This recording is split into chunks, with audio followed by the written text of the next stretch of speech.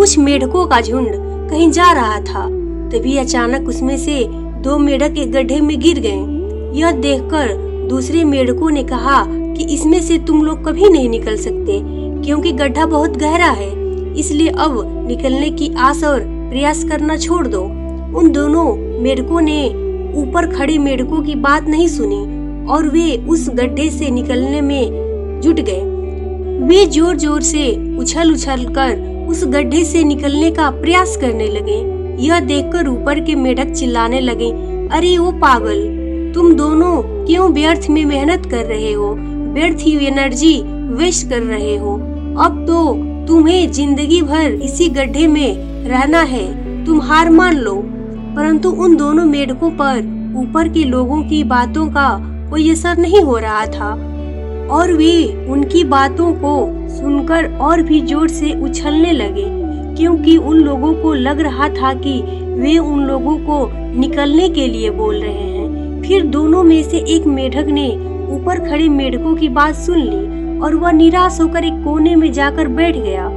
परंतु दूसरा मेढक लगातार उछलता रहा और उसने अपना प्रयास जारी रखा।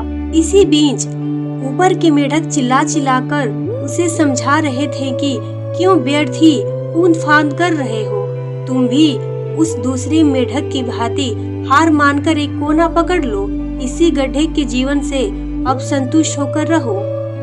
परंतु वह मेढक शायद ऊपर से चीख रहे मेढकों की बात नहीं सुन पा रहा था। बहुत कठिन प्रयास करने के बाद आखिरकार वह मेढक गड्ढे से बाहर निकल ही आया। जब वह मेढक बाहर निकल आया तो दूसरे मेढकों ने उस मेढक से पूछा कि क्या तुम्हें हम लोग की बातें समझ नहीं आ रही थी? तब वो मेढक इशारों से बताया कि वह सुन नहीं सकता क्योंकि वह बहरा है। तुम क्या चिल्ला रहे थे मैं समझ नहीं पाया, परंतु मैं सोच रहा था कि शायद तुम मेरा उत्साह बढ़ा रहे हो, इसीलिए मैंने प्रयास नहीं छोड़ा। सभी मेढक उसके इशारों की यह बात समझकर दंग रह गए। इस छोटी सी कहानी से हमें यह सीख मिलती है कि लोग क्या कह रहे हैं या लोग क्या सोचेंगे, इस बात का हम पर कोई असर नहीं होना चाहिए। लोग चाहे जो भी कहें, आप अपने आप पर विश्वास रखें और अपने प्रयास को जारी रखें। एक न एक दिन सफलता आपको जरूर मिलेगी। दूसरों का हौसला बढ़ाना चाहिए, तोड़ना नहीं। इसीलिए हमेशा सकारात्मक बोलें। कड़ी मेहनत, खुद पर विश्वास और सकारात्मक सोच से ही सफलता अर्जित की जा सकती है।